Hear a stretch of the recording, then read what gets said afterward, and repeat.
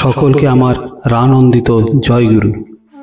আজকের বিষয়, সদ্গুরু শরণাপন্ন হতে হয় কেন। একজন জিজ্ঞাসা করলেন, ঈশ্বরকে মানব না গুরুকে মানব? আমার পরম দয়াল বললেন, আমরা ঈশ্বরকে দেখতে পাই না, বাবা মা গুরুকে দেখতে পাই। তারাই শ্রেয় হন যাদের স্বার্থ আমাদের জীবন বাঁচা বাড়া। যত সুকেন্দ্রিক আমরা হই, কেন্দ্রায়িত হই সদ্গুরুতে, ততই ঈশ্বরের মাহাত্ম্য আমাদের কাছে উদ্ভাসিত হয়ে ওঠে। ম্যাথামেটিক্স শেখার জন্য যেমন ম্যাথামেটিশিয়ান এর শরণাপন্ন হতে হয়, ভগবানকে পেতে গেলে তেমনি সদ্গুরু শরণাপন্ন হতে হয়।